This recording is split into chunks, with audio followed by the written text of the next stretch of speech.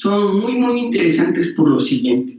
Para empezar, es raro encontrar que actúen solas.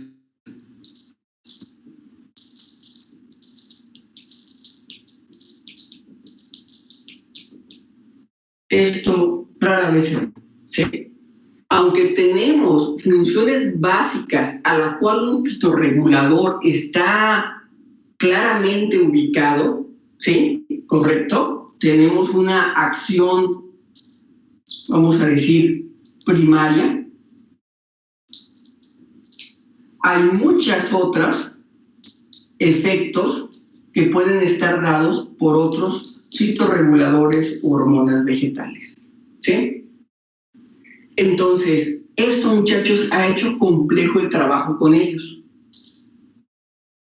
Todos hemos visto cómo la cuestión de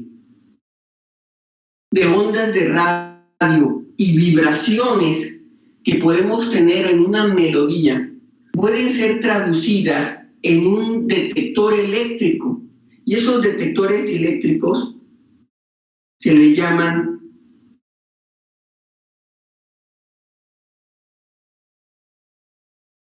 ecualizadores. Y podemos hacerlo con graves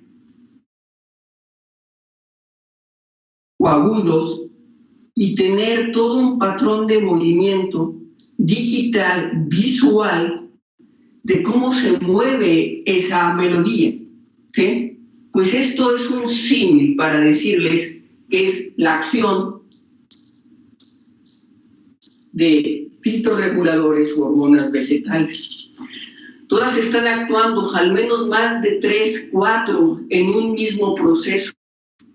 La concentración de cada una de ellas en comparación con la concentración de otra de ellas va a dar un efecto.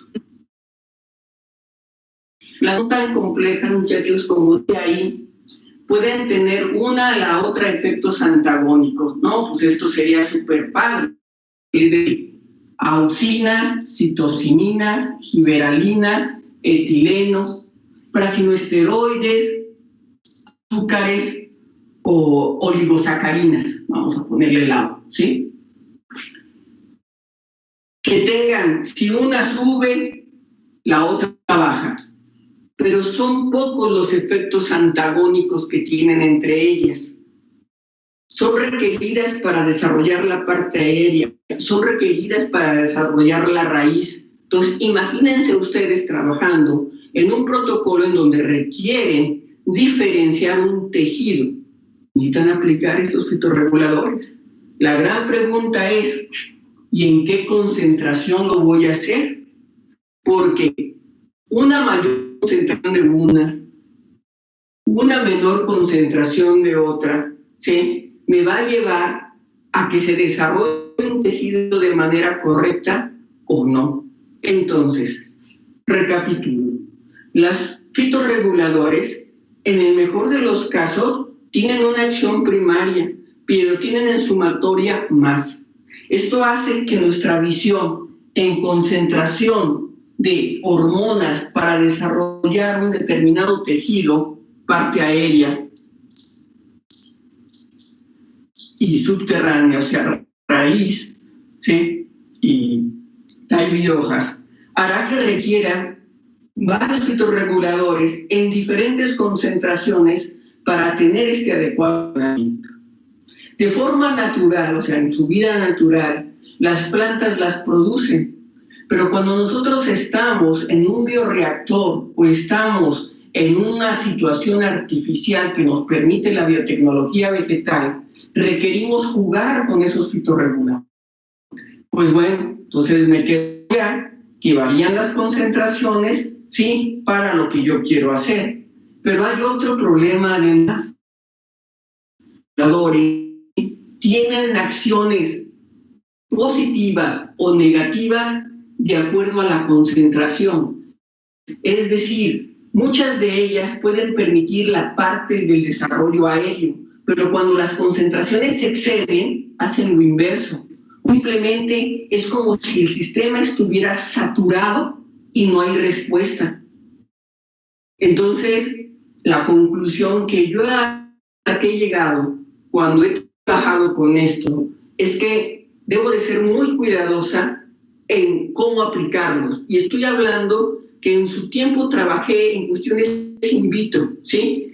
Pero por las mismas quehaceres de investigación que he hecho, pues me he dedicado al campo y claro que las aplico, las uso para romper o despertar la germinación de semillas, ¿sí? Las utilizo para tener brotes parejos en un lote de producción, pero debo ser muy, muy cuidadosa, porque esos productos químicos artificiales de síntesis tienen una vida más amplia y puedo ir modificando de alguna manera mis sustratos y afectar en los desarrollos posteriores, porque estos juegos de concentraciones entre ellas y ellas solas, en más o en menos, me pueden dar efectos negativos, ¿sí? Fíjense, hay un ejemplo ya con esto para abordar algo sobre las fitorreguladores que se dio en Zacatecas. Estoy hablando de cerca de los años 80. Ustedes pues todavía ni siquiera nacían, ¿sí? Pero se dio algo muy interesante. Hubo un individuo que reportó, ¿sí? El avistamiento de naves, ¿sí? En su parcela, en su terreno, y que cuando llegó, pues de alguna manera afectó el terreno y que por eso se habían desarrollado unos enormes repollos. Todos hemos visto esos concursos en donde el ganador de la mayor calabaza, el ganador de la mayor fruta, sandía, pues él tenía unos repollos gigantescos, monstruosos, ¿sí? Deformes, algunos de ellos, otros bien formados, pero lo que impresionaba era el tamaño que tenían de casi 500 kilos, una media tonelada. Bueno, en ese pensar de que le atribuyeron a ciertas cosas, ¿sí? De quien gusta de creer en ello o tiene evidencia de que eso pudiera existir, pero no fue eso. Bastó con llevar y tomar un poco de su terreno y ver que tenía una gran cantidad de fitorreguladores que generaron crecimientos masivos e irregulares, que había plantas deformes, ¿sí? En los cultivos que él llevaba a cabo, que en este caso eran los repollos. Entonces, quisiera que ahorita que lea yo algo con ustedes, o cuando ustedes estén estudiando digan, ay, caray, esto está muy complejo. Pues sí, porque les van a hablar sobre las auxinas, las giberalinas, y van a ver que hay ejemplos de respuestas que antagónicas en un solo ismo fitorregulador. ¿Por qué solo puede actuar así? En una menor o mayor concentración, la respuesta puede ser totalmente lo inverso. O bien puede, como les digo, detener o incapacitarse para responder. Es como si el sistema de respuesta se saturara. Entonces, ¿es complejo trabajar con los fitorreguladores? Sí. A la fecha, en los diferentes laboratorios de cultivos vegetales, yo asumo que son artesanales. Y a esto va referido el concepto, es un trabajo totalmente manual.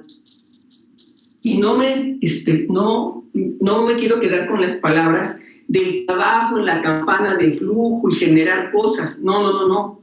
Mi concepto va orientado a que es el feeling, el sentimiento, la percepción y decisión del investigador a decir, correcto, voy a poner tanta concentración de auxinas, voy a poner mediana concentración de citocininas, voy a poner inicialmente algo de giberalinas, y va variando en las concentraciones hasta que de manera artesanal encuentra las concentraciones ideales para lo que quiere, ¿sí? Así que si ustedes se meten a la búsqueda de bibliotecas digitales, o quien esté interesado, le puedo facilitar libros en donde vienen protocolos y protocolos y protocolos para desarrollar a partir de células, ¿sí? No sé, orientadas muchos a un aspecto comercial, ¿sí? A cuestiones florísticas o lo que nosotros hemos hecho, ¿sí? Que es el rescate de especies que están amenazadas o en peligro de extinción. Ahí recuperar estas plantas y reproducirlas masivamente, que tienen un interés económico porque su crecimiento es muy lento y podemos acelerarlo de manera masiva y multiplicar las plantas por miles, ¿sí? Ahorrándonos ese tiempo de germinación y crecimiento natural de la planta.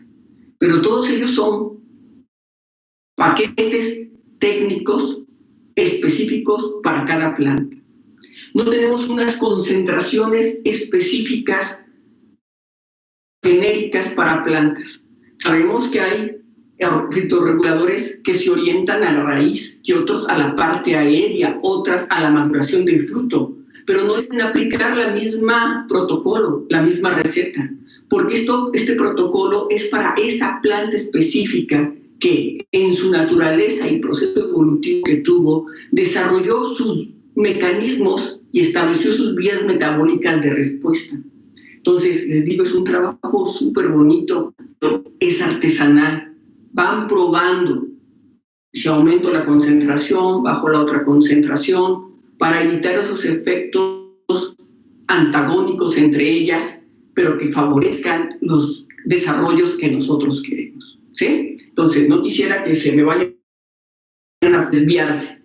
De tal manera, si tienen un apoyo de una presentación en donde vienen los principales efectos que pueden llevar a cabo los diferentes fitorreguladores.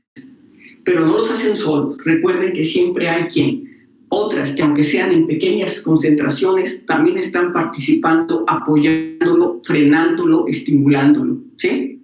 Entonces, en su pequeño librito, ¿sí? Tienen ahí, en la parte ya casi al final de los fitorreguladores, un cuadro, ¿sí? Estoy en la página 68, si por favor se orientan ahí, ¿sí? Ese cuadrito pues fue parte del uso para llevar a cabo la presentación, ¿sí? De fitorreguladores, pero es mejor leer sobre de ellos, así sea que tengan información que pareciera antagónica, porque eso es la naturaleza, esa es la realidad de los fitorreguladores, ¿sí? Tan así, tan importante es que nosotros encontramos posgrados que están orientados a fitorreguladores y que tiene ese interés tanto químico como molecular, cómo respondemos a él. Y ya con esto cierro, ¿sí? Para abordar los fitorreguladores. Los fitorreguladores son súper interesantes, muchachos, pero saliendo de ciencia básica, les digo, yo la transité, pero estoy en la aplicada, estoy en el campo, ¿sí? Nosotros los utilizamos pues todos los días, porque las aplicaciones que tenemos son los productos de expresión de ellas, es decir, esas plántulas, esas plantas, esas semillas, son lo que es nuestro trabajo diario, una forma de vivir para muchos agricultores. Pero la razón es que hay que usarlos adecuadamente, porque muchas de estas hormonas ya son artificiales, entonces deben de tener un cuidado al ser utilizadas, y lamentablemente no tenemos legislado el uso de fitorreguladores, pero podemos dañar los suelos, ¿sí? Bueno, entonces vamos empezando con las auxinas, ¿sale? Voy a ir tomando pedacitos, espero me puedan ir siguiendo, ¿sale? Y dice, auxinas, hormona vegetal descubrirse y comparte con las citoquininas la característica de ser necesaria para que la planta sea viable. Así que siempre están presentes las dos. Entre los procesos que regulan encontramos la elongación del tallo, la dominancia apical, la iniciación de la raíz, el desarrollo de la fruta, el desarrollo del meristemo o los tropismos. El efecto de las auxinas, cuyo representante mejor conocido es el ácido indolacético, de concentración y el órgano donde actúan. Su naturaleza química es muy diversa, especialmente de origen sintético, pero comparten la propiedad de tener una distancia de 0.5 nanómetros entre una carga fraccional positiva en el anillo aromático y un grupo carboxilo cargado negativamente. La ácido indolacético se asocia con tejidos en división, especialmente en los meristemos apicales de los vástagos y las hojas, aunque prácticamente todos los tejidos parecen poder producir ciertos niveles de ácido indolacético. Ahí les presentan la figura del ácido indolacético y algunas otras que es sintéticas, ejemplo, el ácido indolbutílico. Existen múltiples rutas de síntesis del ácido indolacético, siendo precursores del mismo el triptófano. Entonces, sabemos que los aminoácidos tienen en su estructura nitrógeno. Entonces, si pensamos sobre el ciclo del nitrógeno y la importancia de fijar el nitrógeno, ya sea atmosférico, vía toda esa vía de y luego la desvía de para poder tener el nitrógeno libre o tener una fijación realmente simbiótica del nitrógeno, ¿sí? Es importantísimo. Los fitorreguladores dependen de aminoácidos y los aminoácidos dependen de nitrógeno, siendo precursores del mismo el triptófano y el indol 3 glicerol fosfato procedente del ácido curísmico, lo que hace prácticamente imposible que la planta carezca de la capacidad de síntesis de esta hormona. Entonces ahí tienen un pequeño cuadrito que yo les diría como si vieran dos flechas, del ácido curísmico hacia arriba y del triptófano hacia abajo. Todos ellos nos llevan ¿a qué? Al ácido indolacético. ¿Por qué creen que tiene este tipo de vía? La manera es muy lógica. Ya sea por un camino o sea por otro camino, soy capaz de sintetizar ácido indolacético. No puede faltar, es indispensable. Así que buscaré varias rutas por si alguna de ellas, por alguna razón, no es funcional o está interrumpida, no falte, ¿sí? Entonces, todo esto les digo, yo no puedo dejar de ver las cosas si no es a la luz de la evolución, como en ese video que recién les puse. La explicación para muchas plantas es simplemente ¿qué? Sobrevivencia. Y en ese sentido, pues son mucho más independientes que los animales, incluidos nosotros, ¿sí? Bien. En el caso de las auxinas, es de gran importancia la forma de la distribución en la planta. Los ejes principales de raíces y tallos presentan una polaridad que depende del transporte polar de la auxina. Como el ápice del tallo sirve del órgano primario de síntesis de auxina, se piensa que hay un gradiente, o sea, desde este hacia el ápice de la raíz, es decir, desciende, y desde el centro hacia las zonas laterales. Sigue diciendo ahí un poquito más de cosas y me gustaría retomar lo siguiente. En la siguiente columna dice: los efectos de la auxina en el desarrollo del individuo incluyen la regulación de la dominancia apical, inhibición del crecimiento de las yemas laterales frente a la yema apical, el desarrollo de los brotes de las flores, organización de las hojas, filotaxia, la forma de las raíces laterales, el desarrollo vascular, abscisión de la hoja, la formación del fruto. Es decir, son las principales funciones a las cuales nosotros la relacionamos, ¿sí? Me paso a la siguiente, ¿sí? Y voy a abordar el siguiente párrafo.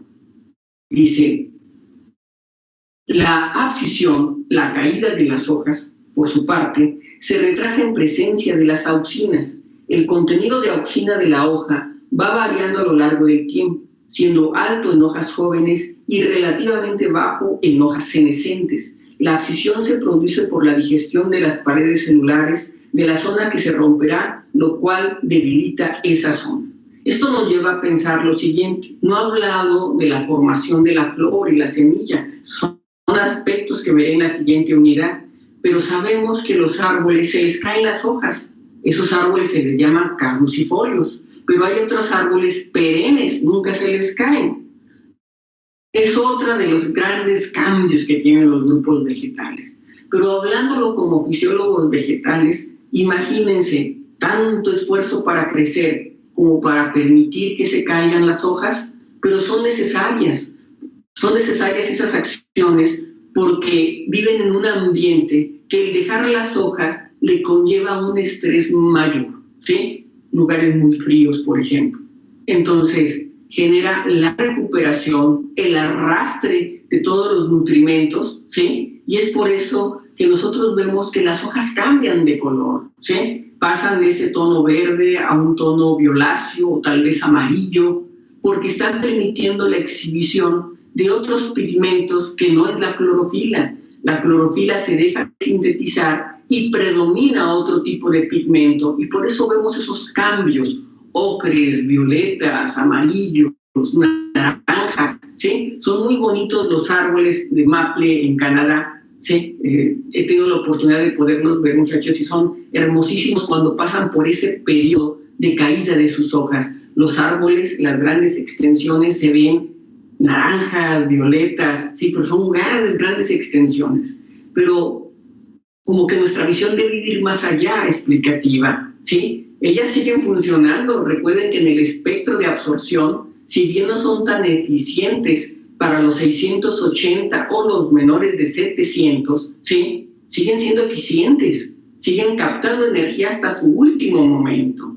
Pero para la planta son un pigmento del cual pueden prescindir. Deja el momento de la abscisión y la hoja todavía tiene una carga rica y sobre todo en pigmentos como son las xantófilas, ¿sí? Pigmentos amarillentos. Bien. Dice, sigo leyendo sobre esa misma columna. A nivel del desarrollo del fruto, la producción o movilización de auxina se realiza a partir de la almacenada en el polen y en el endospermo y en el embrión de las semillas en desarrollo. El estímulo inicial puede ser la polinización. La auxina puede tener múltiples usos comerciales, siendo uno de ellos la de la partenocarpia, es decir, la producción de frutos a partir de flores no polinizadas. Este fenómeno también se da de forma natural. Entonces, fíjense, esta partenocarpia, a partir de no una fecundación, hará que tener frutos sin semilla, ¿sí? El fototropismo, crecimiento dirigido hacia la luz, y el gravitropismo, crecimiento en respuesta a la gravedad, también son respuestas reguladas por las auxinas. El fototropismo es producto de un gradiente lateral de auxina, de tal forma que, al percibir la incidencia lateral de la luz, se produce un transporte de la auxina desde la zona apical en forma lateral hacia la zona sombreada. Esto hace que esa zona crezca más, originando un giro hacia la luz. Como pudieron apreciar en ese coloring concept que les pasé sobre fitorreguladores, ahí pudieron ver los estudios de cortes de las partes subterráneas y aéreas y el movimiento hacia la luz. El gravitropismo, el modo de acción es igual, con la diferencia de que el estímulo es la gravedad. Para hacerlo, la planta debe detectar su posición, lo que parece se realiza a través de algún tipo de elemento que sedimenta, que podrían ser los amiloplastos, conocidos como estratolitos. En los coleóptidos y el tallo, la gravedad se detecta en la cubierta del almidón, una capa de células que rodean los tejidos vasculares del tallo, mientras que en la raíz la detección se realiza en la columela, en la punta de la raíz, ¿sí? Entonces, vienen en las cosas que omití, no las omitan ustedes, léanlas, estoy tratando de ejemplificar las cosas lo mejor, ¿sí? Son interesantes, vienen efectos contrarios. Giberalines. Fue el segundo. Primero las auxinas, las giberalinas el segundo. De las hormonas en caracterizarse. Y se conocen unas 140 diferentes. Pero también de las auxinas son muchísimas. Creo que hay reportadas 32, ¿sí? Es un número no tan grande como este, pero vean la diversidad. Muchas de ellas no son biológicas, como les dije, son sintéticas, pero que tienen ese efecto, ¿sí? De todas ellas, solo unas cuantas tienen actividad biológica, mientras que el resto son precursores o productos de degradación de las que presentan actividad. La síntesis de giberalina depende del momento del desarrollo y el medio ambiente. Su efecto más conocido es sobre la elongación del tallo, de tal forma que la deficiencia produce plantas enanas, aunque también se ha implicado en la germinación de la semilla, la transición a la floración, el desarrollo de las anteras, el crecimiento del tubo polínico, el desarrollo de la flor, el desarrollo del fruto o el desarrollo de la semilla. Caracoles, que la liga mucho a las auxinas. Es cierto, participa, pero si nosotros le damos, ¿cómo decirles?, organización en base a la concentración requerida, es decir, ¿qué más requiero? ¿Más auxinas o más giberalinas? Ok, requiero más auxinas. Es por eso que se le pone en el rango de función primaria, ¿sí? De función primaria. Las otras también están, pero en menores concentraciones. El punto es que no por ser menor dejan de ser importantes. Tienen que estar así sea en pequeñísimas concentraciones, porque si no están, la respuesta en ocasiones no se da. Simplemente esa semilla no germina, y no germina, y no germina. Pero si estoy haciendo todos los ensayos posibles, sí, pero no estás colocando la concentración precisa. Sigo leyendo. La primera giberalina descrita fue el ácido giberélico, siendo químicamente una familia de diterpenos tetracíclicos ácidos que tienen una estructura diterpenos, ¿sí? Tiene 20 carbonos, común de un esqueleto N-giberaleno, una molécula que con 20 átomos de carbono, o un esqueleto nor-N-giberaleno, una molécula de 19 carbonos. Normalmente cuando nos falta un carbono, participa los 20 y posteriormente tiene una descarboxilación, ¿sí? Entonces en la página 62, ahí les presentan la estructura de varias giberalinas, las cuales, como ven, son reconocidas por números, 1, 4, hasta las 120 y tantas que este libro reporta, pero muy seguramente son más, ¿sí? Porque las giberalinas, muchachos, digamos que son relativamente más fáciles de sintetizar artificialmente. ¿Tienen la misma función? Sí, pero las diferentes casas comerciales agrícolas químicas pues desarrollan sus propios productos y las patentan. La síntesis de giberalinas se producen por medio de una ruta de síntesis de terpenoides, metabolitos secundarios, compuestos de 5 átomos de carbono, grupo isopreno, ¿sí?, que se utilizan como monómeros para construir ese anillo de 20 carbonos, un diterpeno, ¿sí? El proceso final se realiza, y esto es bien importante, es uno de los productos de síntesis más compleja. Veamos el esquema. Vean, tienen un pequeño recuadro en un color, luego otro, luego otro. ¿En dónde están ubicados? En protoplastidios. Enseguida están en lo que viene siendo el retículo endoplásmico y posteriormente están ubicados en el citoplasma, ¿sí? Así que requiere un proceso bastante complejo para su síntesis, porque recordemos que en el plastidio, estos plastidios tienen su propio DNA, tienen esta comunicación y organización post-traduccional, ¿sí?, en el retículo endoplásmico y posteriormente, pues en donde ya los encontramos con actividad en el citoplasma. El proceso final se realiza en 3 etapas que ocurren en 3 compartimentos celulares diferentes: plásmidos, retículo endoplásmico y citosol, siendo fuertemente reguladas siendo fuertemente regulado por medio de procesos de retroalimentación, tanto positiva como negativa, por parte de los niveles de giberalinas y condiciones ambientales. ¿Cómo debemos de entender un proceso positivo o negativo de retroalimentación?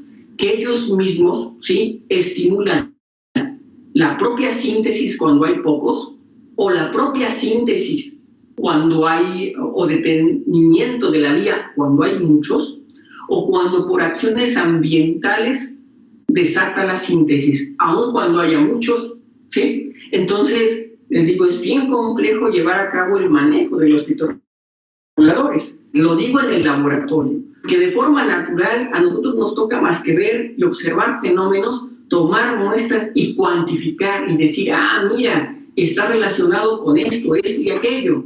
Pero en el laboratorio tratamos de imitar condiciones para tener desarrollos vegetales y no queda más que ¿qué? Intentar concentraciones y ser artesanos, ¿sí?, en esa elaboración de protocolos. Bueno, miren, no nos asustemos por mucho de ello.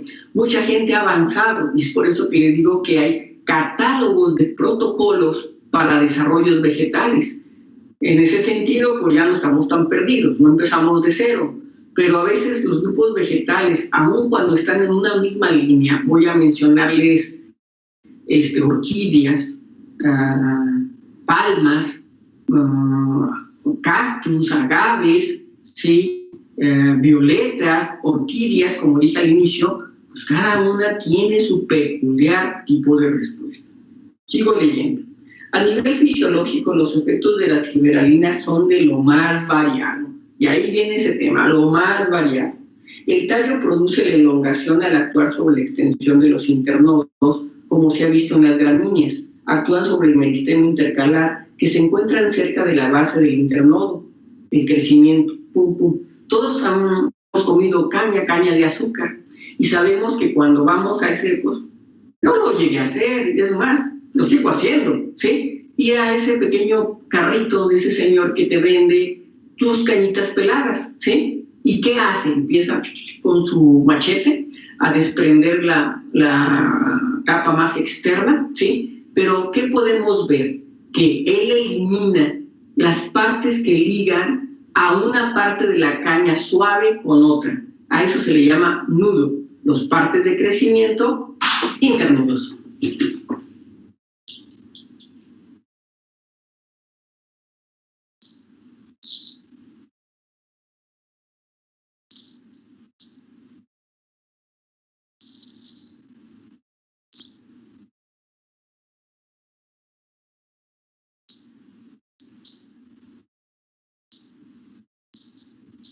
Internudo, ¿sí? Muchas gramíneas crecen así. Y un ejemplo, pues son ellas, ¿sí? Bien, sigo leyendo, ¿sí? Entonces, en eso de lo más variado, pues no podemos encontrar cada ejemplo. Pero vuelvo a decirles, cuando a veces por primera vez tenemos contacto con los fitorreguladores, nos suelen dar ese concepto, acción primaria. Pero no olvidar que actúan en conjunto, como si fuera un ecualizador. Hay ciertas plantas leñosas que no producen flores hasta que no alcanzan cierto estado de madurez, diferenciándose así una fase juvenil y madura. En estas plantas, el efecto de las giberalinas depende de la especie, ya que unas veces favorecen el paso de la fase juvenil a la madura, mientras que otros detienen la floración en la fase madura y favorecen el crecimiento de los ápices del tallo. En ciertas especies, los factores ambientales como el fotoperiodo o el estado nutricional tienen un papel importante en la determinación del sexo en las plantas unisexuales. Las giberalinas son los mediadores de esta influencia y su efecto depende de que la especie, ya que se ha observado que en ciertos casos favorecen la formación de flores masculinas preferente a las masculinas, ¿sí? Y ahí podríamos mencionar más ejemplos sobre las giberalinas, acciones específicas. Otra hormona, otro fitorregulador, citoquininas. Descubiertas al buscar factores relacionados con la división de las células, ¿sí? Tienen diversos efectos a nivel fisiológico. Al participar en procesos como la senescencia de la hoja, que no hablamos de eso con las auxinas, la movilización de nutrientes, la dominancia apical, la formación y actividad de los meristemos apicales del tallo, el desarrollo de la flor, la ruptura de la dormición de las yemas o la germinación de la semilla, ahí participan las giberalinas. Además, parece que intervienen los distintos aspectos del desarrollo regulados por la luz, como son la diferenciación de los cloroplastos, el desarrollo del metabolismo autotropo o la expansión de la o sea, las hojas primeras de la semilla. Entonces, tienen muchísimas funciones, al igual que las auxinas. Es por eso que les mencionaba que particularmente ellas quizás siempre están en esa acción primaria, citocininas y auxinas. ¿En qué concentración? Pues esa es la gran pregunta, ¿sí? Pero pueden estar también las otras. El papel central de las citoquininas, que hace que junto con las auxinas sean las únicas hormonas imprescindibles, se debe a su influencia en la división de las células, ya que esta tiene una especial relevancia al habilitar a la planta para crecer y reparar sus heridas, Químicamente, las citocininas son derivados de la base púrica adenina con un sustituyente de naturaleza isoprenoide o aromática en la posición 6 del anillo de purina. Es un metabolito secundario. En las plantas aparecen libres o formando conjugados con otros compuestos químicos que se unen al anillo de purina o a la cadena lateral, pero parece que la forma biológica activa es libre, ¿sí? Además de las citokininas naturales, existen sintéticas con aplicaciones en la agricultura y en biotecnología. Entre los principales lugares de síntesis de las citokininas se encuentran los meristemos apicales de la raíz, desde donde se distribuyen a través del xilema hacia el tallo, aunque existen otros puntos de síntesis. Entonces, vean, las auxinas parte aérea, las citocininas raíz, así como de forma que primaria, ¿sí? En la regulación de su síntesis participa la auxina controlando la expresión de ciertos genes de enzimas que participan en la ruta de síntesis de citokininas, pero también hay otras formas de control, como es la conjugación con distintos compuestos o la degradación en las células del tejido diana, ¿sí? Voy a cambiar de hoja, voy a tomar otro apartado. Bueno, perdón. Vienen ahí un esquema, ¿sí? En donde están representadas varias citokininas y como pueden ver, pues no es nada desconocida esa forma púrica, ¿no? ¿Sí? Pero con ciertos radicales que le da su identidad de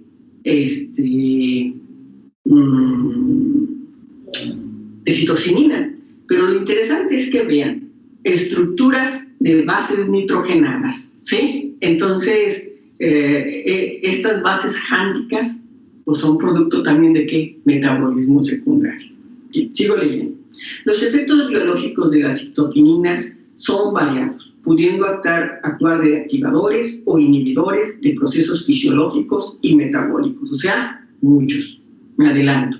La estimulación que producen sobre la actividad de la división celular en las yemas axilares le permite regular la dominancia apical, siendo el resultado final producto de un equilibrio entre citokininas y auxinas, así como otros factores aún desconocidos que parecen proceder de la raíz. La influencia sobre la senescencia, un proceso en el cual la hoja sufre un proceso de envejecimiento programado que incluye la pérdida de clorofila, proteínas, lípidos y RNAs, se pone de manifiesto cuando se aplican citocininas, ya que producen un retardo del mismo, aunque el mecanismo es poco conocido. Y nosotros las utilizamos industrialmente en el campo, cuando queremos que todavía haya un mayor depósito de biomasa, en el caso del jitomate, para dejarle un cierto número de hojas, retardamos la caída natural de las hojas. Bueno, voy a hablar un poquito sobre eso, miren. Y así es. ¿Cómo funciona a nivel molecular? No lo sabemos, ¿sí? Pero sabemos cuál es el efecto. Y ese efecto comercialmente para mí es muy importante. En las plantas de jitomate, muchachos, para los invernaderos, muchas veces ya no tenemos lo que yo digo, esto no es una planta de jitomate, esta es una planta monstruo, ¿sí? ¿Por qué razón? Porque cuando ella empieza a desarrollarse como agricultor, tomo la decisión de quitarle hojas, ¿sí? Le quito hojas a voluntad propia y dejo que solo ciertas hojas se queden. Y por tanto me interesa que esas hojas se queden, porque la planta está que fotosintetizando, es más eficiente al tener ese estrés de no poder tener más hojas, la cual agrego ciertos fitorreguladores para su inhibición, pero también otros fitorreguladores para la conservación de mayor tiempo de vida de esa hoja. ¿Pero por qué hacemos esto? Lo que sucede, muchachos, es que una planta va a responder no para darme hermosos frutos, ella va a responder para sobrevivir, de tal manera que eso no está dentro de nuestros objetivos, lamentablemente. Nuestro objetivo es tener una biomasa en forma de un jitomate y con ciertas características, así que la obligo a que en ese aspecto de tratar de sobrevivir, desarrolle un fruto y desarrolle semillas que en su mente como planta es que sobrevivencia, transmitir mis genes a la siguiente generación. Entonces se realiza una mayor depositación de biomasa cuando hay un menor número de hojas, ¿sí? Pero esas hojas que quedan deben tener una extensión de vida más amplia. Entonces, ahora sí, imagínense cómo está esa planta, con grandes tallos, con escasas hojas, solemos quedarnos con el 25% de las hojas, ¿sí? Que hay plantas que en suma pueden ser 3 hojas, ¿sí? Y con eso es suficiente para su actividad fotosintética. Por otro lado, como también el tallo en el jitomate lleva a cabo fotosíntesis, estimula el grosor del tallo. Entonces son plantas con tallos muy gruesos, con solamente 4 o 5 hojas y con grandes jitomates o grandes racimos de jitomates. Pues uno las ve ya y pues ya no son una planta de jitomate típica, ¿sí? Pero le damos calidad de vida, esa es mi respuesta no justificativa. El sentido es que buscamos una empresa y que sea económicamente rentable y hemos llevado a modificar a nuestras plantas, ¿sí? A tener esa respuesta. Pero muchas veces no lo pensamos, ¿sí? Ahora, si tenemos una visión conservacionista, pues muchas veces esto topa, ¿sí? Con ciertos desarrollos industriales. Pero yo creo que todo, ni tan, ni muy. O sea, en ese aspecto yo les digo que hay que conservar lo que se deba de conservar y otras cosas hay que derivarlas en esa domesticación de esas plantas de jitomate a producción de comida. Necesitamos comer, ¿sí? Entonces, hay que tener bien claro eso, y se lo digo como biotecnóloga, ¿no? Claro, las herramientas se deben de usar, pero la pregunta es, ¿cuándo las debo de usar? ¿Sí? Sin dañar mi entorno, ¿sí? Sin dañar centros de origen, plantas únicas y específicas que hay, que debo de evitar la combinación de genes, claro, pero no todos son necesarios. Hay prioridades, la gente necesita comer, ¿sí? Y esto es polémico por el uso de la biotecnología. Bueno, entonces, bien, seguimos leyendo. Dejen ver qué otro apartadito interesante está ahí. Hay más, no los dejen de leer, o sea, están interesantes. Me voy a permitir pasar al etileno. Fíjense, el etileno, a diferencia de todos los demás fitorreguladores hormonas, pues no son caracterizadas, digamos, en un estado físico. Las podemos encontrar en presentaciones de polvos, granuladas. Esto es un gas. Y esto lo hace bien complicado de manejar. Fíjense, ya muchos años atrás, mi padre tenía bodegas de frutas, entre ellas uva, ¿sí? Entonces, parte del proceso de la colecta de la uva se tiene que dar en un intervalo de tiempo, ¿sí? Que para nada es cuando hay el fuerte de la venta. El fuerte de la venta es siempre fin de año, ¿sí? Ahí, aunque tengamos pocos recursos, hacemos el esfuerzo por comprar esta fruta. Entonces, ¿qué hemos hecho para tenerla disponible todo el año, pero fuertemente en cantidad en esas épocas? Pues las refrigeramos, ¿sí? Y muchas veces los cortes de las uvas no tienen la producción de azúcares necesarios, pues para hacer un producto atractivo a la venta, agradable, sea palatable, nos gusten, pues, estén sabrosas, ¿sí? Dulces. Pues bueno, las cortamos, son un fruto climatérico, ya platicaré sobre los frutos, son frutos que se maduran, y las metemos en cámaras de refrigeración, pero al intervalo, cerca del mes de noviembre, empezábamos a cambiar la temperatura en las cámaras de refrigeración y empezar a inyectar un gas de etileno. En ese entonces yo tenía 15 años y sabía trabajar en las cámaras de refrigeración y mantener la salida de los gases con manómetros. Y pues por trabajar pues me ganaba un dinerito ahí con mi familia, ¿no? Sí. Y pues desde entonces, en ese sentido les digo que los biólogos y los biotecnólogos estamos marcados desde pequeñitos, ¿sí? Pues me gustaba trabajar y ver cómo la fruta iba cambiando, ¿no? Y entonces, en base a eso, íbamos sacando que teniendo disponibilidad de fruta a lo largo de ese mes de octubre, noviembre, diciembre, y alargar nuestra venta hasta el siguiente cultivo, que podía ser el mes de julio y agosto, ¿sí? Y tener siempre disponible la uva. Y eso es lo que se hace para muchas frutas, ¿sí? Etileno. El etileno es una hormona de naturaleza gaseosa que puede ser artificial, que puede ser sintetizada en prácticamente todas las partes de la planta adulta, pero cuyos niveles de síntesis, permítanme checar mi hora, ¿sí? Muy bien, cuyos niveles de síntesis dependen de la etapa del desarrollo y el tipo de tejido durante la maduración del fruto, la abscisión de la hoja y la senescencia de la flor. Aumentan las concentraciones de etileno y cualquier herida puede inducir su biosíntesis, al igual que algunos tipos de estrés fisiológico como la inundación, la enfermedad o la sequía. Sintetiza a partir de la metionina, otro aminoácido aromático, a través de una ruta cíclica, siendo liberado desde los tejidos y difundiendo a través de los espacios intercelulares y la zona externa del tejido. La acción del etileno se produce a través de los receptores celulares que se encuentran en el interior de la célula, algunos unidos al retículo endoplásmico. Los efectos que llevan a cabo implican la activación transcriptacional de determinados genes.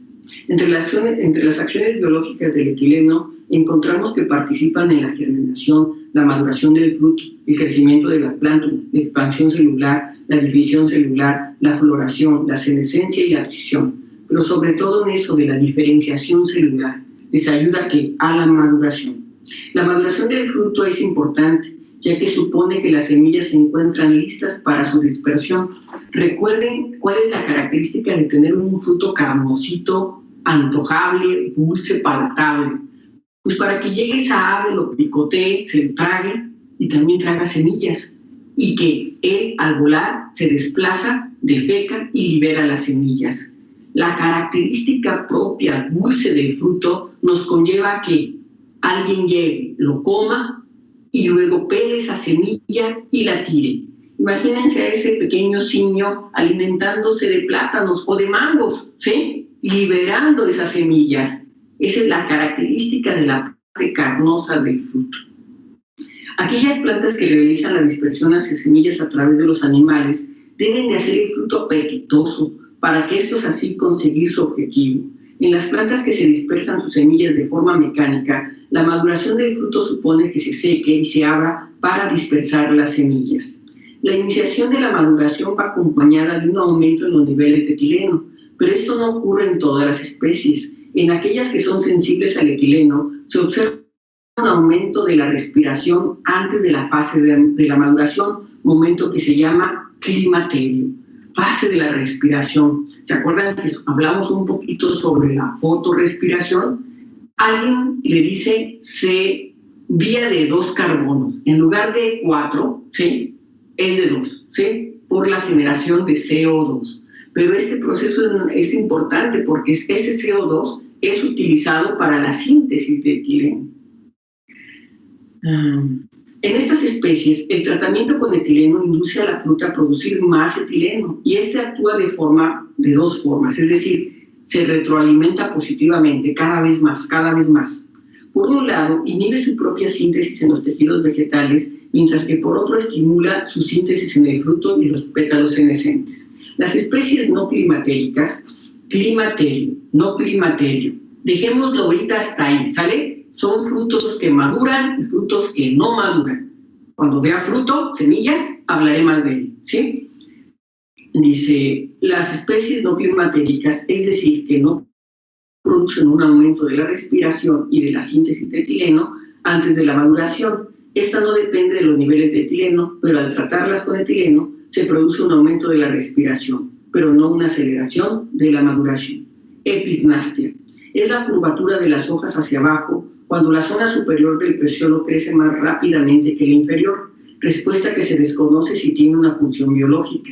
El etileno y las altas concentraciones de auxina inducen este fenómeno. Si bien el papel de la auxina es directo porque estimula la síntesis del etileno, este fenómeno se puede producir también por la acción de diversas situaciones de estrés, como la infección de un patógeno o por el exceso o disminución de sangre.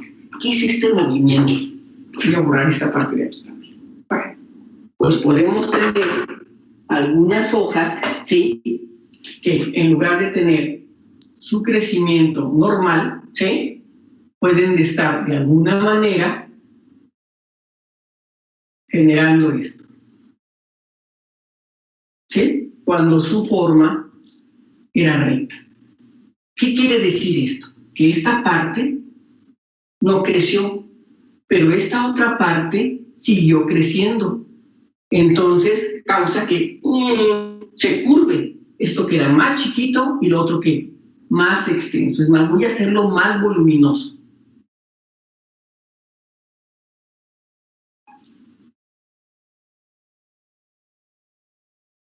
Esto se queda más pequeñito. ¿Recuerdan cuando vimos los microelementos y los macroelementos? Ahí podemos ver modificaciones por ausencia o por exceso de alguno de ellos. Y ahí viene ese concepto de episnastia. Bueno, la realidad es que yo creo que debe tener una función, ¿sí? ¿Qué les parece que esta parte, ¿sí?, es más eficiente para el proceso fotosintético? Quizás aquí están los estomas.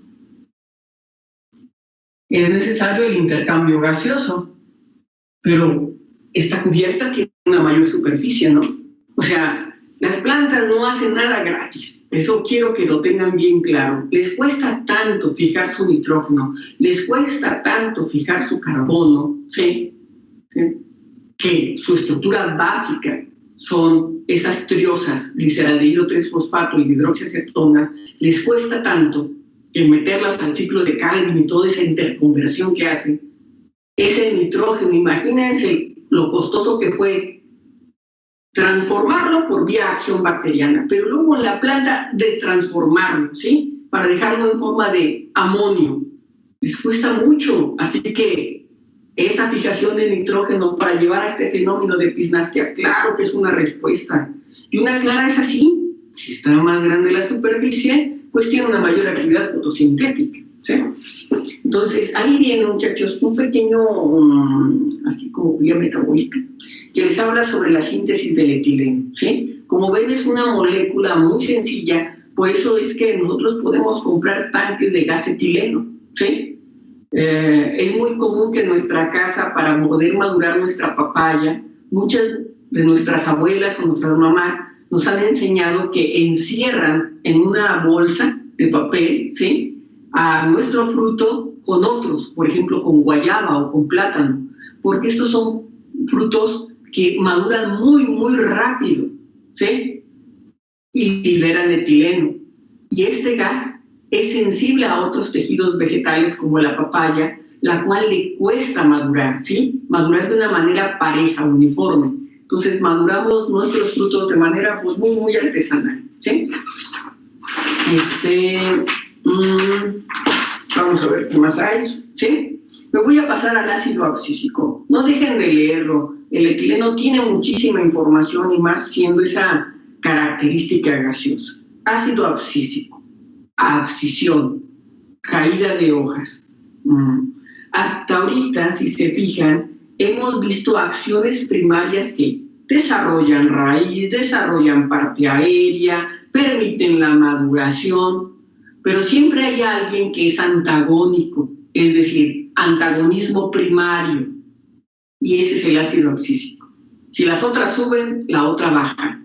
Claro, también al igual que auxinas, etilenos, citosininas y giberalinas, a veces pequeñas concentraciones tienen esa dualidad, pero ella es una antagónica natural. Dicen, el desarrollo de la planta se controla por la coordinación de reguladores positivos y negativos. Uno de los ejemplos más claros de este fenómeno es la dominación de las yemas y semillas hasta que el momento sea favorable para su germinación, algo que ocurre gracias a un compuesto denominado ácido abscísico. Esta hormona interviene en la regulación del crecimiento, en la maduración de las semillas, en la dormición y la apertura de los estomas, especialmente en situaciones de estrés. En algunas especies parece también que participa en la senescencia. La síntesis del ácido abscísico se produce prácticamente en todos los tejidos que tienen cloroplastos o amiloplastos, siendo un compuesto sesquiterpeno apocarotenoide de 15 carbonos con similitud a la zona terminal de algunos carotenoides que se producen a partir de la mioxantina y la bioloxantina, ¿sí? Entonces ahí tienen una pequeña vía metabólica a partir de la zeaxantina, como tienen su ácido abscísico, ¿sí? Es una vía más, de las pocas vías muy discreta, es decir, lineal para su síntesis. No es como las otras que tienen diferentes caminos para llegar a lo mismo. Los efectos del ácido abscísico se producen a través de los efectos rápidos como el que produce en los estomas al abrir y cerrar, al regular los canales de iones y efectos más lentos que implican la modulación de la expresión génica. Los efectos del ABA son diversos, siendo un regulador primario en la iniciación y mantenimiento de la dormición de las semillas y las yemas, así como en la respuesta de estrés, especialmente al estrés hídrico. Influye en otros aspectos del desarrollo de la planta, generalmente como antagonista. Y les digo, mientras ellas hacen esto, la otra busca frenarlas. Es una antagonista básica, ¿sí?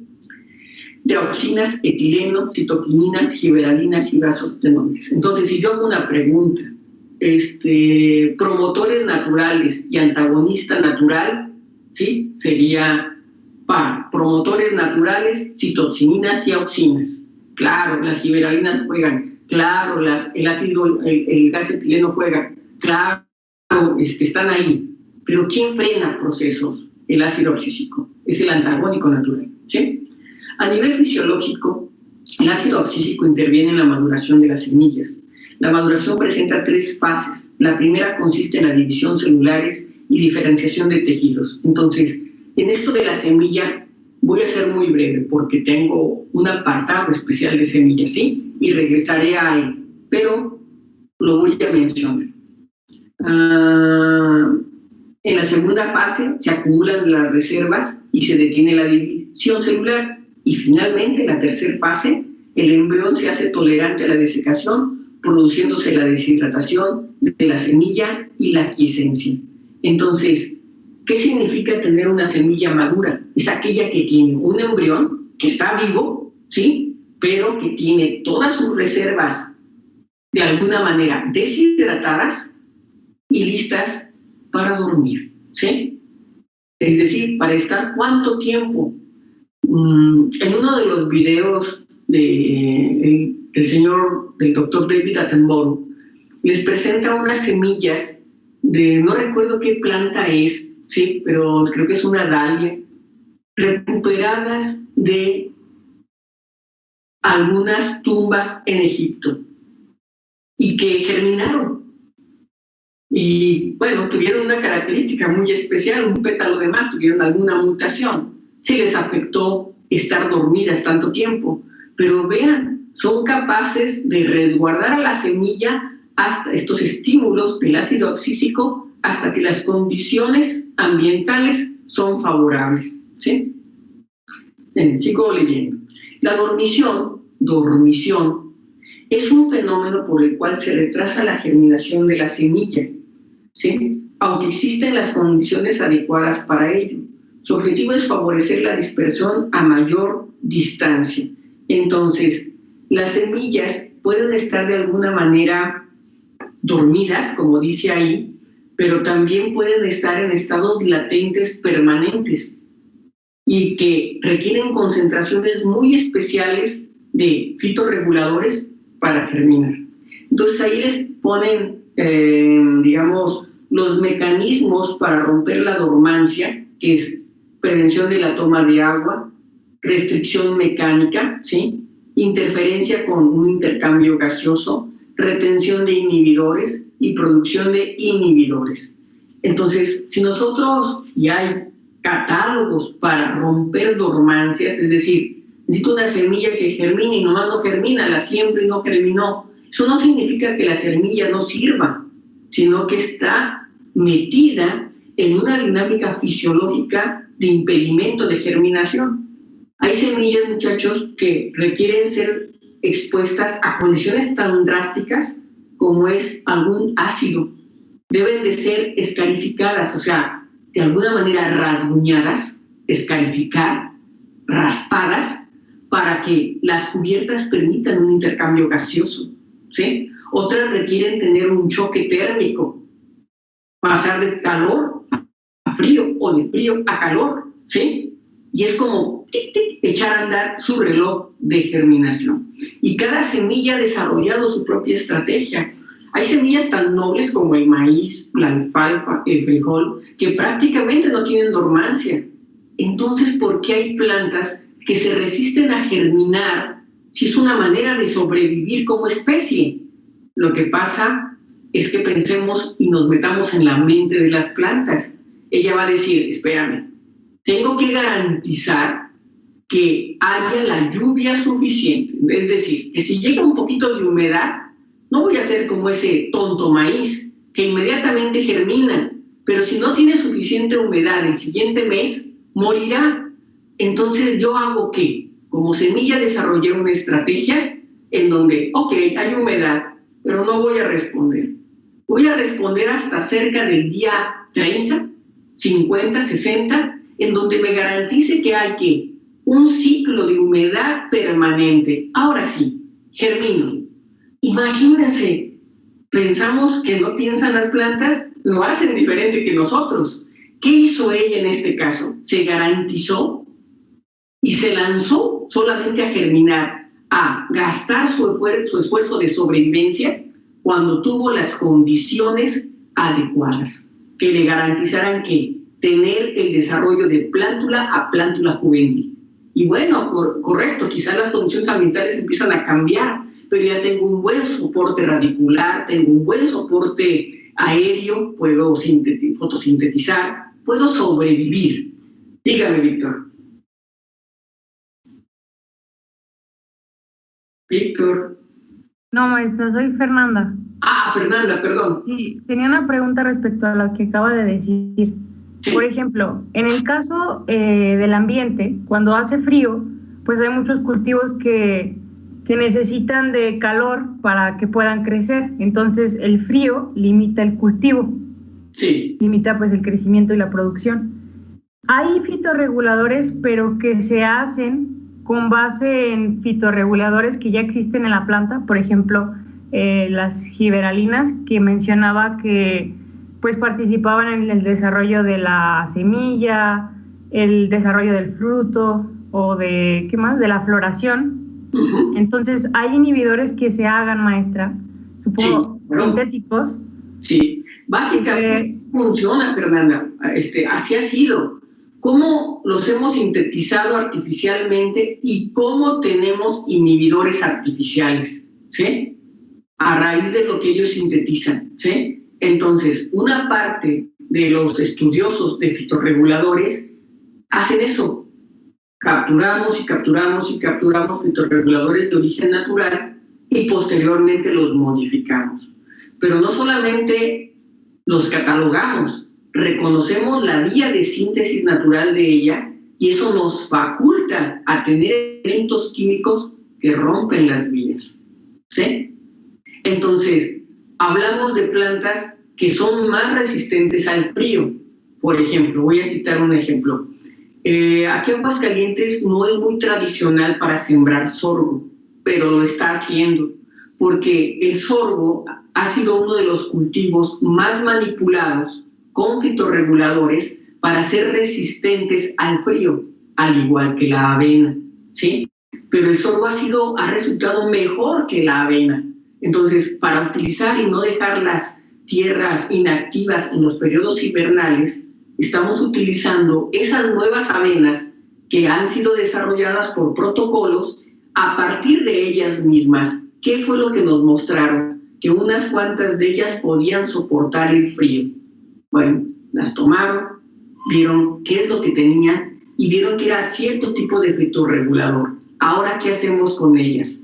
Tomamos el fitorregulador y lo asperjamos vía foliar a nuestros cultivos, ¿sí? Entonces, es un sorgo típico, pero que responde a una aplicación. Pero biotecnológicamente hemos ido más allá. Tenemos sorgos, ¿sí? Que ya están manipulados y que tienen esa capacidad de resistencia. Pero en el primer caso es la respuesta a lo que tú me estás preguntando, ¿sí? Sí. Utilizaron inicialmente sus vías, las reconocieron, los aislaron y las aplicamos, ¿sí? Para esas vías. No entonces, maestra, perdón, entonces como tal pueden adelantar las cosechas, o sea, con el uso de fitorreguladores y retardarlas también, dependiendo el clima, ahora sí. Te doy el ejemplo que mencioné del jitomate. ¿Qué hacemos? Retardamos la vida de esa planta de jitomate. ¿sí? No solamente haberle cortado las hojas, sino que a su vez agregamos ciertos elementos, porque disponer de ese modelo de producción de un tallo grueso, pocas hojas, dar frutos, nos llevó y nos costó. Aplicamos ahora fitorreguladores que nos permite alargar la vida de la planta promedio para que nos saque unas 2 o 3 cosechas más, ¿sí? Pero en otros de los casos, al contrario, nos interesa que se vaya más rápido. Nosotros a eso le llamamos sorgos o maíces de ciclos cortos, ¿sí? En lugar de esperar los 3 meses y medio, 4 años para tener el llenado de una mazorca, llenado significa que los granos ya están cargados de todos esos nutrimentos. Se llama así llenado de la piña del agave, el llenado del fruto, ¿sí? Son términos más de fitotecnia, ¿sí? O de producción vegetal. El llenado, ya tenemos la mazorca llena, el momento que la debamos de cortar, lo podemos hacer en menos tiempo. Maíces, sorgos, avenas de ciclo corto. Así es. Entonces, yo quisiera llevarlos, muchachos, es muy bonito la ciencia básica porque de ahí obtenemos información, pero finalmente tenemos que ser productivos, o sea, tenemos que darle la solución a un productor o nosotros tener algo que nos dé una ventaja, ¿sí? Y la ventaja normalmente, ¿qué es? Acelerar cosechas, hacerlas de corto tiempo. No sé si te pude responder, Fernanda. Sí, maestra, qué increíble, muchas gracias. No, y hay muchas más cosas, ¿sí? Víctor, también levantó usted su manita. No, maestra, yo no. Ah, perdón, ¿sí? Muchas gracias, ¿sí? Bueno, sigamos leyendo. Entonces hablamos de la dormición, ¿sí?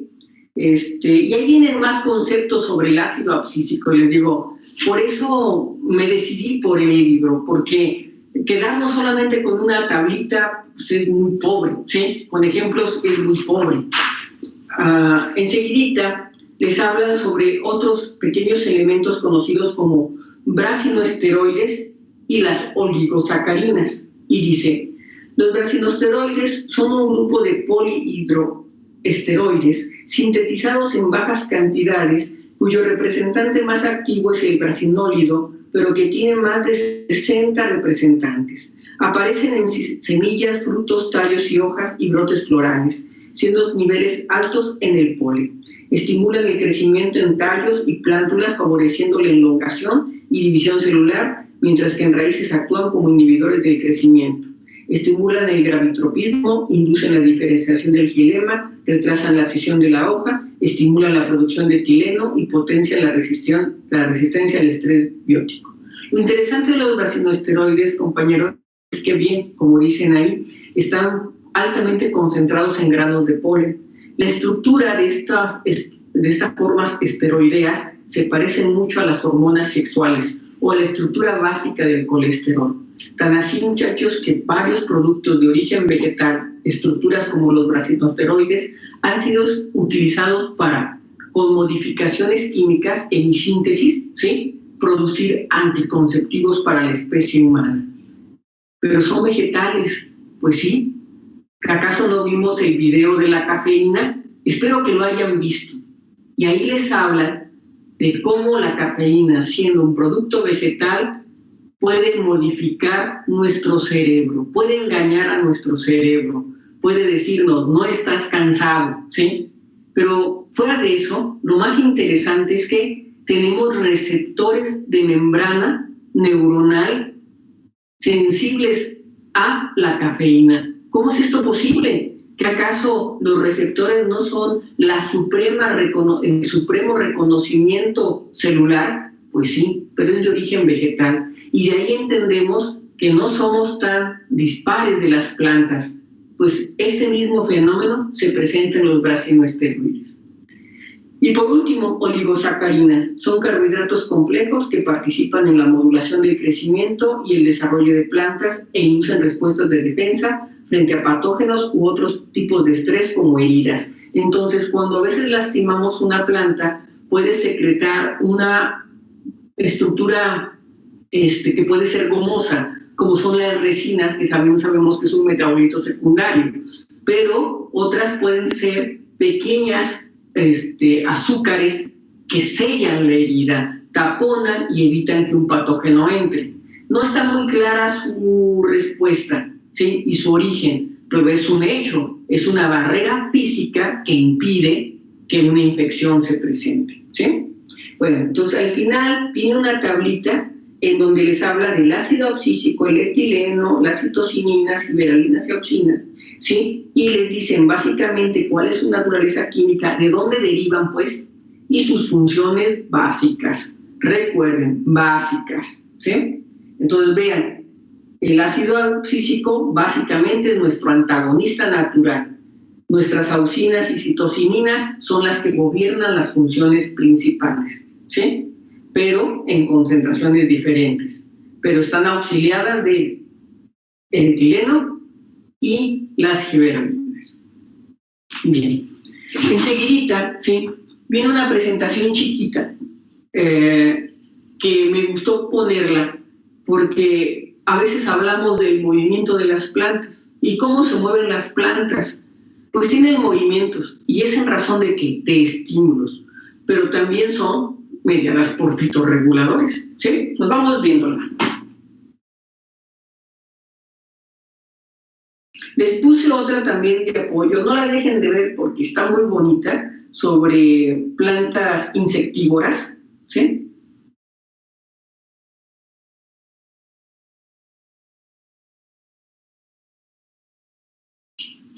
Que tienen que ver con tropismo sinástica, digamos que es como una consecuencia de otros fenómenos, ¿sí?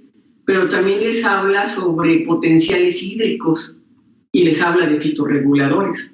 Bueno, tropismo sinásticas. ¿Qué es un tropismo? Movimientos de crecimiento dirigidos por estímulos externos. Transformación que en muchos de los casos es permanente. Pueden ser positivos o negativos, es decir, se catalogan así porque lo hacen en razón del estímulo o lo hacen contra del estímulo. Si el crecimiento ocurre en la misma dirección, se llama ortotropismo. Si ocurre con cierta inclinación, se llama plagiotropismo. Y esos conceptos de plagiotropismo significa que, dice, cierta inclinación. Vean la siguiente imagen. Está una plantita y recibe la luz de una ventana, ¿sí? Ella puede tener un crecimiento hacia la luz, pero ese crecimiento también sus hojas lo pueden hacer de manera que horizontal. Entonces, normalmente ese plagiotropismo está dirigido ese concepto a hojas con ese crecimiento horizontal, pero hacia el estímulo de la luz, no hacia arriba, crecimientos horizontales. Crecimiento de la planta influenciado por un estímulo luminoso, cada parte de ella responde de distinta forma, los tallos tienen fototropismo positivo y las hojas, a eso me refiero, plagiotropismo, como un crecimiento que horizontal. Las raíces lo tienen negativo. ¿Por quién está controlado? Básicamente por auxinas.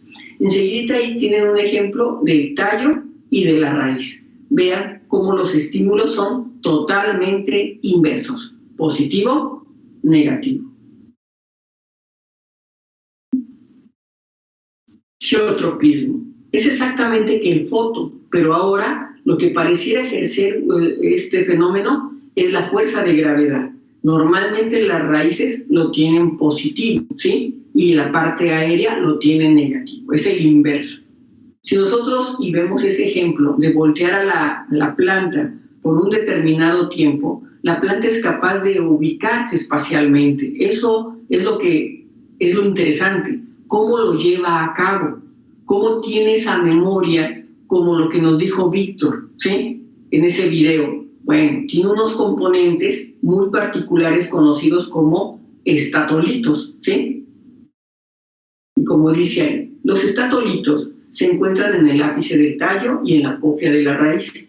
La presión de los amiloplastos produce la apertura de canales de calcio y movimientos de agua. El cambio de concentración de este ion estimula la síntesis de auxinas y por tanto el crecimiento.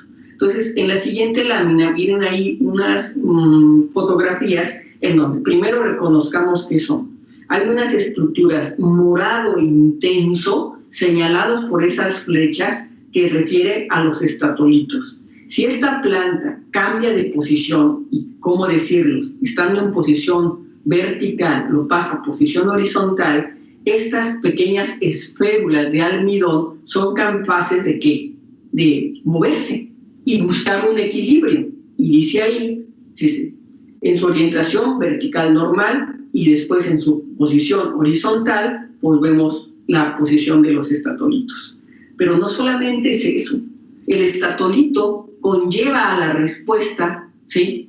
De una ubicación, pero conlleva esa respuesta de síntesis de fitorreguladores como las auxinas. Entonces, en ese experimento en donde el investigador voltea la planta, pasa un tiempo, no vemos un cambio físico en ella, la mete al refrigerador, ¿sí? Detiene todo su proceso metabólico, lo vuelve basal. Esa es la idea de llevarla al frío. Una planta que está acostumbrada a estar a una temperatura de 25 grados, ¿sí?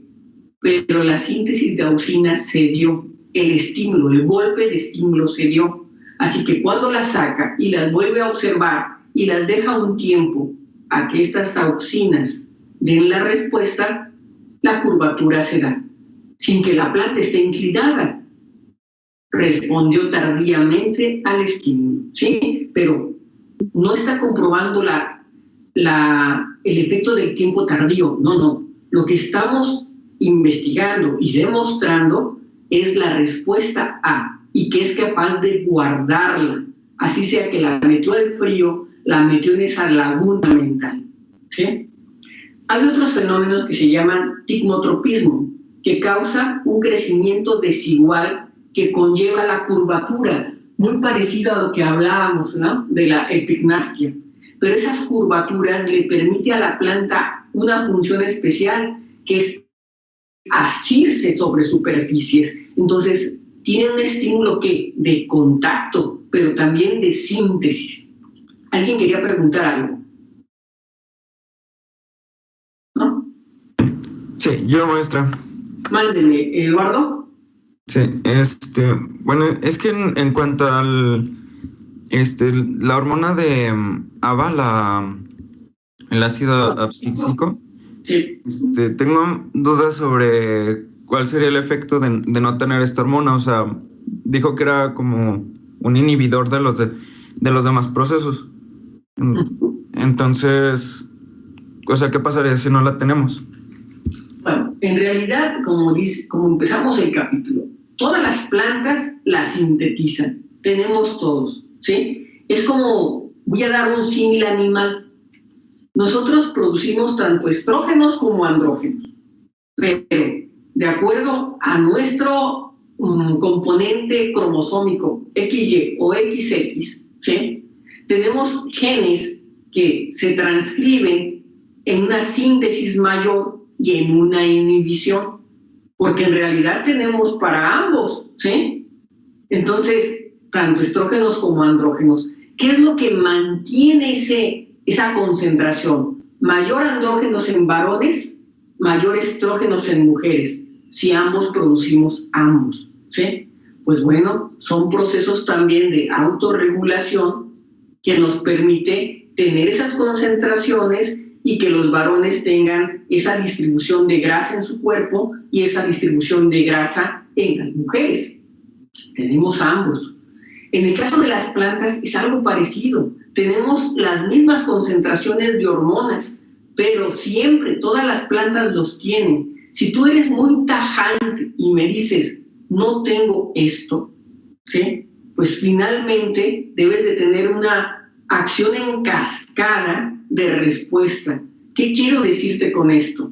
Que si bien de alguna manera suprime un poco la acción de la auxina o un poco de la citocinina, imagínate que no tenga esa supresión. Puede ser que tenga un crecimiento exagerado de una parte aérea de una raíz. Y eso es lo que vemos. En cultivos vegetales, y sé que les proporcionaron algunos experimentos, van a ver un tejido que se llama tejido calloso. Esos tejidos son indiferenciados. son friables, se rompen, ¿sí? Y no es lo ideal. Un tejido calloso es interesante cuando nosotros lo inducimos para diferenciar tejidos, pero cuando se da de manera natural es lo peor, ¿sí? Porque si no sé manejarlo adecuadamente, me está diciendo que es un desbalance de reguladores. Entonces, vuelvo a tu pregunta. Si me dices tajantemente lo elimino, lo que te puedo decir es que puedes tener un desarrollo anormal, no regulado. Requerimos la presencia de todos en concentraciones adecuadas, como si fuera ese ecualizador que nos permite escuchar esa melodía bonita, esa melodía que nos agrada, esa estructura dinámica, armonizada, correcta de tu planta, ¿sí? ¿Qué pasa con nosotros con las hormonas? Cuando tenemos una irregularidad en la producción hormonal, básicamente una concentración alta de estrógenos en los varones son indicadores o marcadores tumorales, ¿sí? Tumorales, crecimientos anormales. No sé si me pude explicar, Eduardo. Sí, bueno, nomás una última pregunta. Pues en el caso de, por decir, bueno, es que en la micropropagación he visto como que es muy común encontrar tejido calloso, o sea, y más bien sería entonces regular lo que es el lava para, bueno, bajarla, para que entonces no se produzca este tejido calloso, o aumentarla más bien. No, quizás lo que hay que aumentar son las otras, ¿sí? Auxinas y citocininas. Es justamente ese trabajo artesanal al que me refiero, Eduardo. No podría decirte qué hacer en particular. Puede ser que esa concentración de ácido abscísico natural, ni siquiera lo estás agregando a tu medio, no, es propio el tejido el que está diciendo, en esta respuesta de estrés en que estoy, lo produzco más.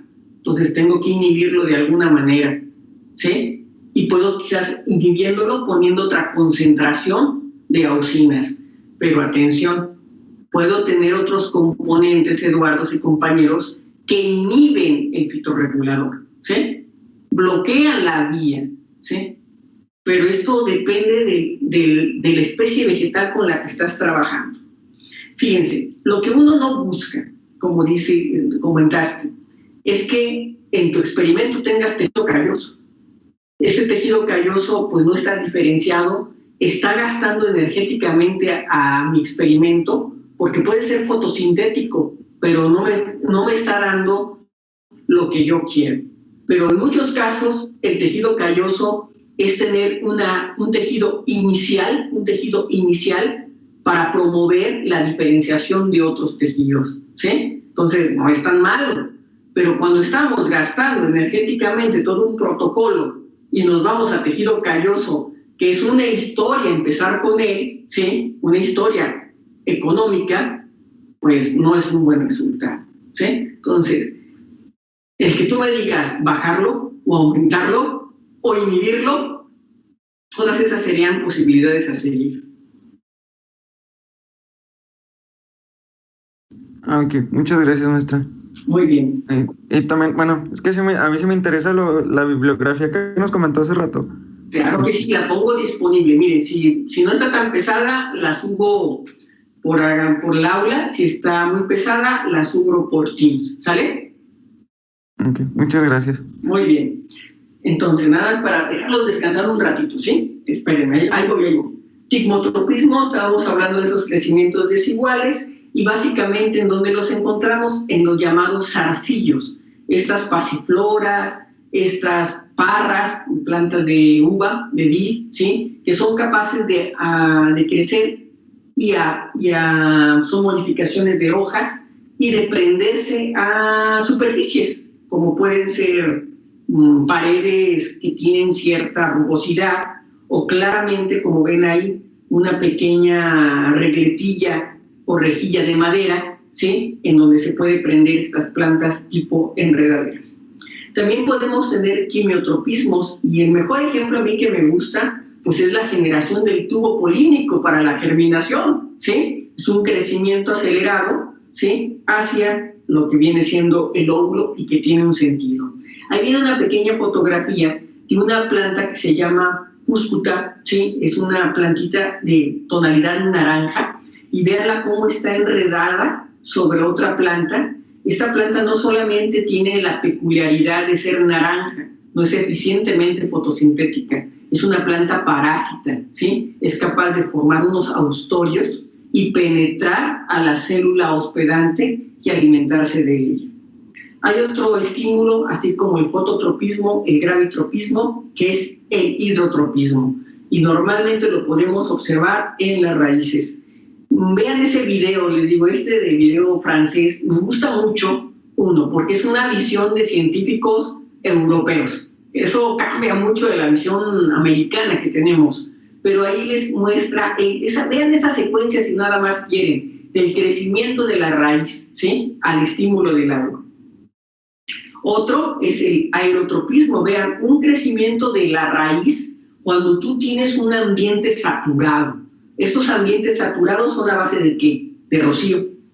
Esto hace que la raíz tiene, para empezar, un crecimiento diferente, porque su naturaleza es que perforar un suelo, algo que les muestra una resistencia, pero aquí no hay eso. Entonces tienen un crecimiento muy especial que nosotros le decimos curvo, arremolinado, ¿sí? Es súper eficiente este sistema, muchachos, porque les decía, nos permite no tener sustrato. Así que no tenemos el problema de infecciones vía el sustrato. Otra es que es costoso o es más económico.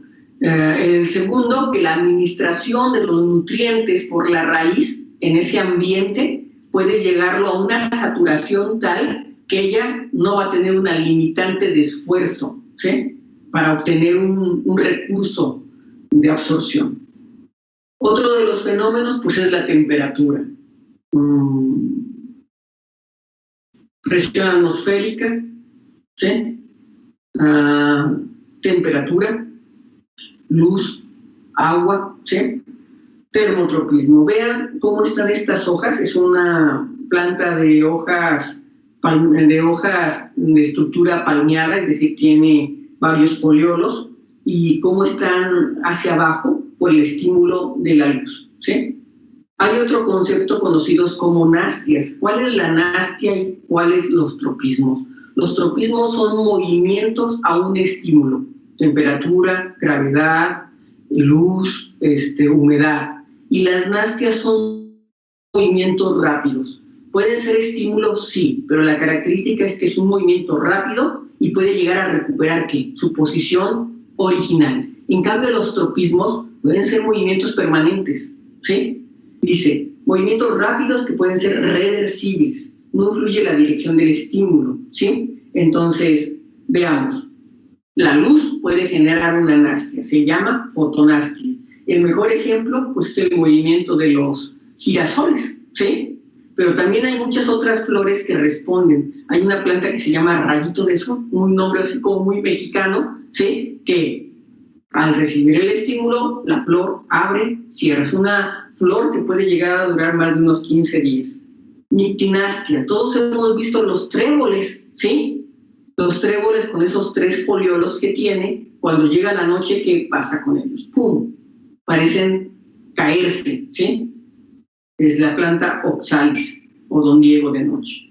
Otro, la temperatura, como por frío básicamente, más que por altas temperaturas, aunque ya vimos el caso del tropismo por altas temperaturas, ¿sí? En este caso son bajas temperaturas. Hay flores que son capaces de cerrarse, ¿sí? Como es el caso de la flor del azafrán. Y por último, dejo a la mimosa púdica, ¿sí? ¿Por qué pudorosa? Porque esta plantita también es una leguminosa, tiene movimientos al estímulo, responden al tacto. Ejemplo también de ella son los foliolos, ¿sí? De las plantas insectívoras, en este caso de la Venus. ¿Qué es lo que tienen ellas? Tienen una estructura anatómica, como dice ahí, creo que su nombre es pulvinus, ¿sí? Pulvinus, los cuales tienen un intercambio agresivo, fuerte, rápido, muy rápido, de carga de iones y movimiento de agua, lo que ocasiona el movimiento rápido, ¿sí? En el caso de la mimosa y de la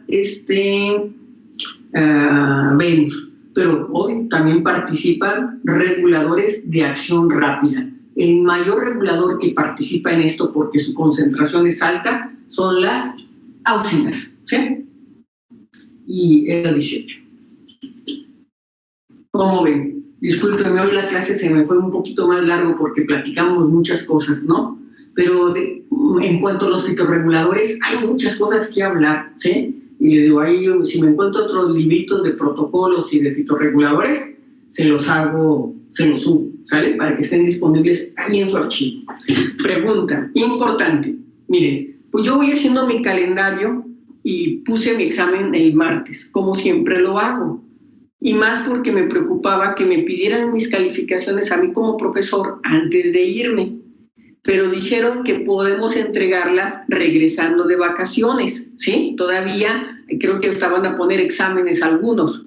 No lo sé, pero yo me programé como siempre antes de irnos. ¿Quieren que lo deje el martes? Se los puedo poner el jueves o se los puedo poner el viernes. Si a mí me dan tiempo para entregar mis calificaciones, pues puedo rezagar un poquito más el examen. O se los dejo el martes, así ya como está.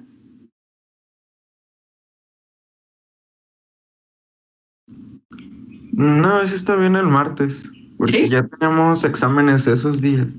Ah, muy bien. Bueno, yo les comentaba por la posibilidad, pero perfecto, está el martes, ¿sale? Muy bien, jovenazos, pues síganse cuidando, ¿sí? Aprovechen su fin de semana, una leidita a ciertas cosas, pero también descansen. Les mando un saludo, ¿sí? Bye. Hasta luego. Maestra, lindo fin. Gracias. Gracias, maestra. Hasta luego. Sí, gracias, maestra. Hasta luego. Cuídense. Bye. Bye, maestra. Gracias.